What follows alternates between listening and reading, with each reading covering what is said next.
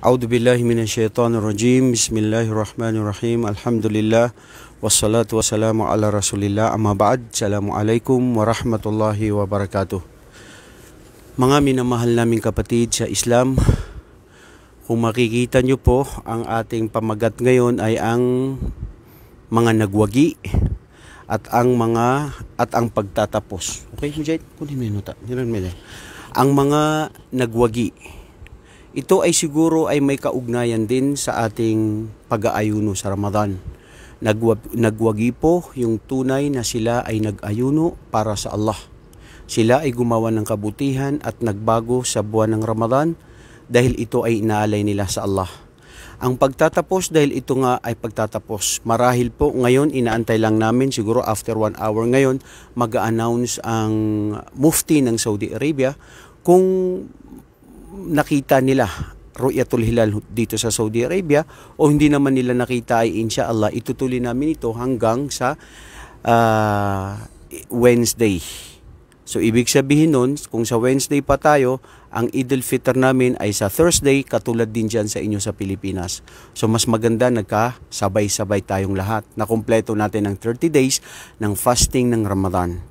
So bago po natin simulan ng anuman nating pwedeng huling katanungan at babasahin namin sa inyo kung sino yung mga nanalo, at yung mga nanalo po, inshallah ang ating magiging tibayan dito sa inyo ay tibayan? Hindi. Ang magiging basehan namin po dito ay yung mga una talagang sumagot after ng ating sa katanungan, at pagkatapos noon ay yung mga correct yung answer nila, at kung ano yung na-screenshot na unang nakita talaga ng anak ko na si Mujahid, at mayroon pang mga nagbabantay. So paano po siya itong ipapadala sa inyo? Ipapadala po namin sa inyo by GCash. Kaya kailangan po pag nabanggit namin yung mga pangalan ninyo, i-private nyo message nyo po kami, ako sa Amrola Jambangan, para isabihin nyo po sa akin kung ano yung GCash ninyo, dahil mayroon po yung isang brother na nag-volunteer na ipapadala sa inyo. So jazakumullahu khairan, barakallahu fikum. Ang mga nagwagi, maya-maya ating i-announce pagtatapos, dahil ito na rin ang pagtatapos natin sa ating programa sa Ramadan. Nakakalungkot man mga kapatid, pero dapat lang natin tanggapin dahil ito ang buhay. So ngayon po, alhamdulillah, makikita ninyo, pagtatapos na rin po kami, nagpakita kami dito, 4. Alam niyo po kung bakit ko to sasabihin? Dahil ya Sheikh, ana uridan akuslahum al-qissa yani kayfa bada'na hadi صح يعني ما كنت تريد يعني في جائزة، لكن بنسبة حسن النية عندك ونحن وسبحان الله أن الله يعني atana tawfiq hatta nuti li haula. Mga kapatid, ang nangyari kasi, ang sheikh na ito, si Dr. Abu Abdullah, Dr. Mahdi, ang kapitbahay ko po ito. Ito, dito lang siya sa gilid ng bahay namin. So alhamdulillah, napakasarap po pag mayroon kang kaibigan at mayroon kang kapitbahay na maalam, isang sheikh. Napaka-humble po niya. So sabi ko sa kanya, sheikh, hindi pa nag-Ramadan actually. Gusto ko na talagang everyday magkaroon kami ng maske 5 minutes, 10 minutes na magpagbabagi sa inyo. So nung dumating ng Ramadan, after siguro mga ilang days, sabi ko, ano na yung pinag-usapan? Nire-recommend ko sa iyo na magbigay tayo. So nagsimula kami ng, kung naalala ninyo, 1 day, 2 days. Then after the following day, sinabi niya, itong gagawin ko, Amrullah, galing sa akin mismo, na nagtatanong pagkatapos ng lecture natin, pagbabahagi, magtatanong tayo. Tapos meron, magbibigay ako ng 50 reals kung sino yung unang makasagot siya. So tignan niyo po yun, yung magandang intensyon, tapos bigla na lang siya mismo nag-suggest ng ganun. Kaya ganito po ang nangyari sa programa natin. Kaya ito po, inshallah, ipapadala namin sa inyo kung sino yung mga nagwagi sa mga sumagot sa ating mga katanungan. Si Dr. Mahdi po, ako po ang inyong lingkod, at ang aking anak na si Mujahid. Mujahid, ito yung cameraman. Ya Sheikh, hada huwag cameraman. Ha? Naam. Mujahid, magsalita ka. Kumustahin mo sila sa Pilipinas? Dahan-dahan, kamulog. Sige. Kumustahin mo. Isang pa rin ko. Anong sasabihin ko? Batiin mo sila. Kumusta kayo? Kumusta? Assalamualaikum. Kumusta? O yun lang. Yakul bas.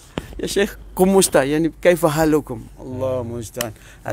هذا مو زي ابوي يعني يتكلم، هذا ما يتكلم كثير. الله بسم الله الرحمن الرحيم، الحمد لله رب العالمين، وصلى الله وسلم على نبينا محمد وعلى آله وصحبه وسلم أجمعين. في هذا اللقاء المبارك، وهو آخر لقاء في هذا الشهر المبارك في 29 من رمضان لعام 1442. أولا أهنئكم أن الله وفقكم لصيام رمضان، فهذه نعمة عظيمة. فكم من أناس قد ماتوا، وكم من أناس قد مرضوا، وكم من أناس قد أحيل بينهم وبين صيام هذا الشهر، وأنتم أنعم الله عليكم بصيام هذا الشهر، فصمتم وقمتم ودعوتم الله وتقربتم من الله بالطاعات. فنسأل الله أن يجعلنا وإياكم من المقبولين في هذا الشهر المبارك. حديثنا في هذه الليلة حديث مختصر جدا، وهو حديث النبي صلى الله عليه وسلم الذي أخرجه مسلم. Chibu. Hadala ansa. Mga kapatid, una, binabati namin kayo sa buwan na pinagpala na ito, na tayo ngayon na nasa ika-29 ng Ramadan. At binabati namin nagwagi ang taong sila ay nag-ayuno sa buwan ng Ramadan para sa Allah. Isipin nyo, may mga tao na nangamatay na hindi sila inabot ng Ramadan. Mayroon ding mga tao na kung saan ay nagkasakit at hindi nila nakayanan na sila ay mag-ayuno. At may mga tao na talagang hindi na sila nakapag-ayuno. So napakaswerte po ng bawat isa sa atin na tayo ay nakapag-ayuno. Inalay natin sa Allah subhanahu wa ta'ala ang buwan na ito, na sana kung ano yung mga aral na naidulot nito sa atin ay dala-dala natin maskin nagbago na, maskin nagpaalam na po ang Ramadan. Minsan po wallahi, we have to rectify ourselves, we have to think deeply kung ano ba ang naibago ng buhay natin sa Ramadan. Nabago ba niya yung oras lang ng pagkain natin? O meron talagang mga personal na nabago niya sa ating buhay? Wallahi mga kapatid, yun ang isang pinakaturo ng Ramadan. Kung siguro yung lagi kang nagagalit na minimize mo, alhamdulillah, isa na yun na magandang resulta. Yung mga na-addict dyan sa mga social media, tapos medyo naialay nila sa pakikinig sa mga lectures ng Islam, malaking pagbabago na po yun. Tapos yung hindi nagdarasal sa masjid, nakapunta sa masjid, malaking pagbabago na po yun. So sana yun nga, yung sa puso natin, yung mga gawain natin na bago niya, alhamdulillah, at sana tayo ay tanggapin ng Allah ang ating mga mabubuting gawain. Namin siya. يقول النبي صلى الله عليه وسلم في الحديث الذي أخرجه مسلم: للصائم فرحتان، فرحة عند فطره وفرحة عند لقاء ربه. أما فرحة فطره فالحمد لله الذي أنعم علينا بصيام هذا الشهر، وفرحنا عند الإفطار. النفس عند الإفطار تفرح، ستأكل وستشرب وستعيش المباحات التي حرمتها في الصيام. لكن الفرحة العظمى يا أبو مجاهد هي متى؟ أكبر. الفرحة الكبرى هي عند لقاء ربه. يا رب يا رب. فإذا قابلت ربك في تلك اللحظة لن يكون هناك أسعد من تلك اللحظة عندما ترى ثواب أجر الصيام. يا رب. لأن الصيام لا ينقص أجره، لا ينقص أجره. النبي الله سبحانه وتعالى يقول في الحديث القدسي: الصوم لي وأنا أجزي به. يعني الآن لو أنت أبو مجاهد الآن أخطأت على أحد أو عملت إثم في حق أحد، يأخذ من حسناتك لأي عمل آخر إلا الصيام، ما يأخذ منه. نعم، إلا الصوم. إلا الصوم فإنه لي وأنا أجزي به. هذا الصوم خاص لله سبحانه وتعالى، ما ينقص منه أقصد شيء. يا شيخ في يوم القيامة واحد جاء يقول هذا شتمني هذا وضربني نعم. هذا يؤتي، ولكن الصوم ما يؤتي. ما يعطي. هذا هو معنى الحديث. نعم صحيح. سبحان الله. صحيح. ما شاء الله ما شاء الله. فالحمد لله الذي بلغنا هذا الشهر، ونسأل الله يجعلنا من المقبولين. Mga kapatid sa Islam, ang ating may babagi sa inyo na dito rin natin siguro kapupulutan ng aral o katanungan ay ang hadith na kung saan nabanggit ni Muslim na si Propeta sallallahu alaihi wasallam ay nabanggit niya na dalawang bagay o dalawang uri na kung saan ang nag-aayuno ay tunay na siya ay napakasaya, napakalugod niya na dalawang uri sa biyaya na naidulot sa kanya ng pag-aayuno. Una ay pag ang oras na siya ay kakain na. Hindi po ba mga kapatid, pag halimbawa gutom na gutom ka na uhaw ka na, nandyan yung pagkain, tapos inaantay mo ang oras ng adhan, pag nakainom ka na, ang sarap ng pakiramdam. Dahil sa haba ng oras na pagtitiis mo, pagtitimpi mo para sa Allah, nakainom ka at nawala na yung pagod mo at nawala na rin yung pagkauhaw at pagkagutom mo. Isang kaligayahan yun. Pangalawang kaligayahan na pinakamalaking kaligayahan ay kung saan ang sabi ng Propeta sallallahu alaihi wasallam ay magpapakita ang Allah subhanahu wa ta'ala sa kanyang mga alipin sa araw ng paghukom, na kung saan ang pag-aayuno na siya mismo ang Allah ang magbibigay ng gantimpala sa mga taong nag-ayuno. Mga kapatid, ang hadith ng propeta na sinabi niya na illa sawm wa ana ajzi bi, fi ma'na al-hadith, ang lahat ng mga gawain ng mga anak ni Adan ay sa kanila, pero maliban ang pag-aayuno dahil ito ay special sa akin na ako mismo ang magbibigay ng gantimpala nito. Isa sa mga ibig sabihin ng hadith na ito, mga kapatid, sa araw ng paghukom, maaring ang ating mga mabuting gawain ay mawawala dahil sasabihin ng isang tao na inapi mo, nilibak mo, o ya Allah, paano mo yan papapasukin sa paraiso? Ito ang ginawa niya sa akin, kinuha yung lupa ko, yung pera ko, nilibak niya ako. Pwede yun mabawas.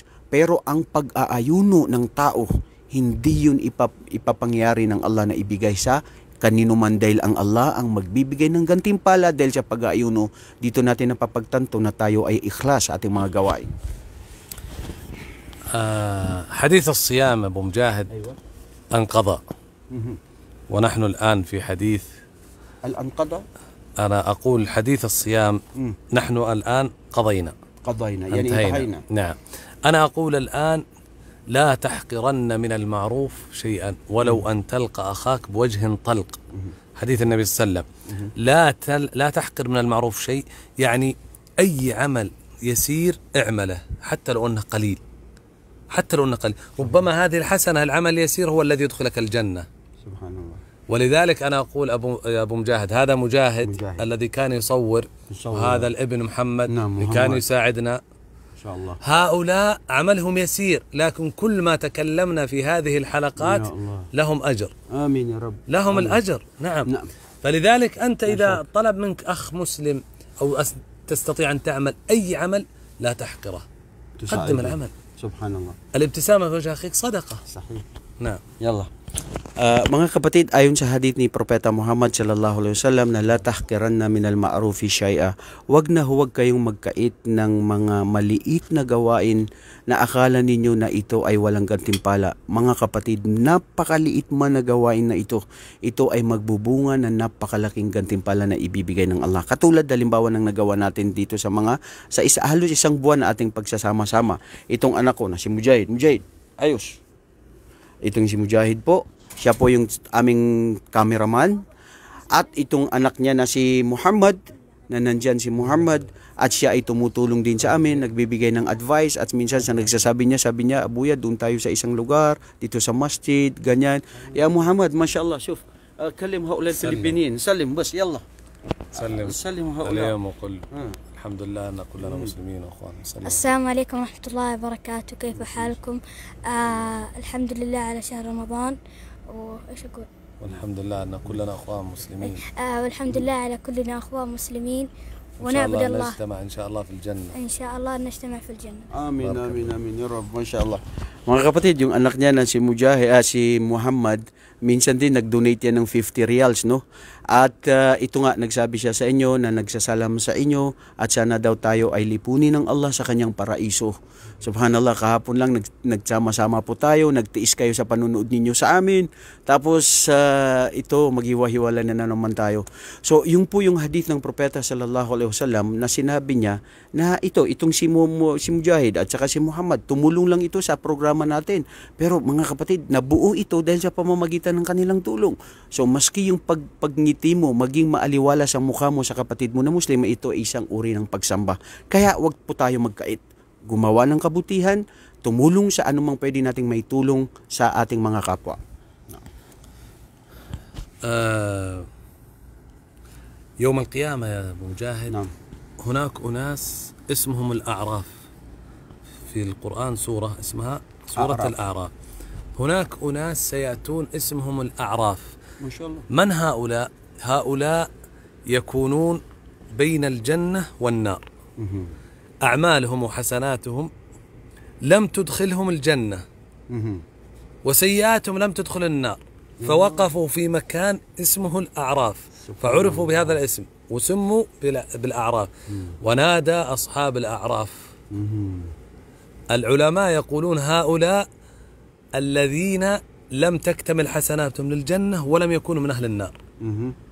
لذلك نقول كل عمله كل حسنة تتقاصر عنها وتضعف، تذكر أصحاب الأعراف وقل ربما إذا عملت هذه الحسنة هي التي تجعلني لا أكون مع أصحاب الأعراف، أتقدم إلى الجنة.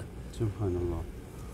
صحيح. فأصحاب الأعراف سيكونون في المنتصف، لا هنا ولا هناك. ونادى أصحاب الأعراف. وفي الأخير أين يذهبون؟ في الأخير إن شاء الله من أهل الجنة. آمين يا رب. لكن هذا دليل فقط على أننا العمل اليسير لا نحتقره، تشجيع، نعمل. هذا مصور والله صح، فقط بس يمسك هذه الكاميرا يعمل فمجاهد بهذه كل الأعمال وكل من يرى هذه القناة في ميزان حسناته. والله ya Sheikh, sahih. Barakallahu fik. Mga kapatid sa Islam, ang ganda ng sinabi ng Sheikh. Sa araw ng paghukom, mayroong tao o may mga pamayanan o isang grupo na kung tawagin ay Ashabul A'raf. Sila yung mga kasama ng A'raf. Kung baga sa Quran, mayroon ding Suratul A'raf. Sino itong mga taong ito? Ang mga taong ito ay mayroon silang mga gawaing mabuti na hindi sapat na makapasok sa paraiso. Dahil kulang pa eh. At yun, mayroon din silang mga gawain na mga masasama, pero hindi rin ito sapat na ito para makapasok sila sa impyerno. So nandun lang sila sa gitna. Fayunadi ashabu al-a'raf, at tatawagin yaong mga tao na yun na sila yung mga pamayanan ng A'raf. So saan kaya sila mapupunta? Tinanong ko sa Sheikh, o saan ito? Kawawa naman sila, pending yung kanilang gawain. Hindi makapasok sa paraiso, hindi makapasok sa impyerno. Insyaallah, sila ay tatanggapin sa paraiso. Mga kapatid, ito ay dalil, basihan lang, na huwag tayong magkait na gumawa at tumulong ng kabutihan. Minsan meron tayong alam na pwede natin may tulong, pero tinatamad tayo. Yung mga coach na minsan namamatay dyan lang sa daan, tapos pwede kang tumulong, ayaw mong tumulong. Minsan pwede kang tumulong ng 1 peso lang, 5 peso, 10 peso lang, ayaw mong tumulong. Yung mga simpleng bagay, katulad dito, nagkakamera laman lang ito, at saka ito. At ito rin ang sinasabi ko, I want to take this opportunity, si Ismail Okmer, at saka si Yusuf Abina, yung mga kapatid natin, si Ubaid, lahat ng mga kapatid natin na tumulong dito sa ating mga videos, sa ating mga Islamic videos, ang Allah po ang bahala na kayo ay gantimpalahan niya ng paraiso sa pagtulong ninyo sa paggawa ng ating mga videos. Barakallahu fikum wa jazakumullahu khair. إذا نختم. نعم يا شيخ. سؤالنا في هذا اليوم الذين يقفون بين الجنة والنار ماذا يسمون؟ ما شاء الله. Ang tanong, 50 reals, mga kapatid, ano ang tawag doon sa pagitan ng hindi sila makapasok sa impyerno at sa paraiso? Ako na mismo titingin dito, Mujahid, kung sinong unang sasagot. Ano ang tawag sa kanila? Di ba sinabi natin yun? Ano ang tawag doon sa unang hindi sila makapasok sa impyerno at sa paraiso dahil pending nga? Oras na siya ay wala pa akong nakikitang tamang sagot. Mujahid, sandali lang. Ayun, si Aliyah, pamayanan ng Asraf. Al-Asraf ya Sheikh? Al-A'raf. Al-A'raf yung, teka lang, ano ba yung sinagot niya? Al-A'raf. Okay, panalo Al-A'raf si Aliyah. Araf lang sinulat niya. Araf, Aliyah? Sino ba yun? Yung Arabic name. في واحد عرف لبس عرف هو الأول والثاني الأعراف. ما هو صحيح؟ Al-A'raf. Ay, sorry po, kay sayang nauna si Aliyah, no? Al-A'raf, ay yun ang sumunod mo dyan. Tapos sumunod si Ahmad Ubana, Ashabul A'raf, siya ang tama. Okay. Masya Allah. So walang problema daw. Ibig sabihin, nagbigay ang bonus ang sheikh natin. Si Aliyah, nang sagot niya Araf, at saka si Ahmad Ubana, sagot niya ay A'raf, which is tama. Insya Allah, kayo po ay tatanggap ng dalawang tag 50 reals. Isulat na natin, Mujahid, para hindi natin makalimutan. Nasaan yung ballpen ko? Wen hada. Hindi kalam, mai. Wen hada kalam, Mujahid. Ala, hada huwa mujud. Okay, so si Aliyah yung sumunod at yung pang-ano ay si Ahmad Ubana. Okay, so i-announce na natin kung sino yung mga nanalo. Mujahid, sandali. MashaAllah, Sheikh, al-an, yushahid al-an, 160 al-an. Jazahumullahu khair. Mga kapatid, sa pagsisimula po ng ating mga, yung mga nanalo, una po ay si Zomi Magumnang. Siya yung first na winner. Ang sagot niya nun yung si Abu Huraira. Pangalawa po ay si Nasir Abdussalam. Pangatlo ay si Aliyah Yusuf. Then the following day, dapat si Aliyah Yusuf yun pero nagkamali uli dahil yun nga na-late din siya. So, nanalo si Umayya sa Kampong. Then after nun, sumunod si Ahmad Ubana. Then pagkatapos naman ay si Ahmad Ubana. Pang-pito po si Nurfaisa Yusuf. Sumunod na naman uli si Nurfaisa Yusuf. At sumunod na naman si Najera Saidali, Diron Saidali at si Najera Diron Saidali. Sumunod na maraming nakuha si Najera at si Ahmad Ubana at si Najera Saidali at si Aliyah. Itong dalawang ito ngayon, ang panghuli, sumali sa atin si Aliyah Balidor, nakasulat ito ng Arabic, Balidor, at saka si Najera Saidali, at ganun din si Aliyah at saka si Ahmad. Kung sino yung lahat ito mga kapatid, pakipag-ugnayan po kayo sa akin, pakitext sa akin ang inyong GCash at inshallah ipapadala po sa inyo. At ano pa ba yung pwede nating may nakalimutan pa ba tayong i-announce? So yun po yun, yung mga nanalo at inshallah i-announce po natin ito sa ating page. Tambayan niyo na lang po mga kapatid, hindi po dahil sa presyo kayo ay nakipag-unahan ng pagsagot. Dahil po sa pagmamahal sa Allah at sa pagmamahal sa kaalaman. Maraming salamat po sa patuloy ninyong panunood.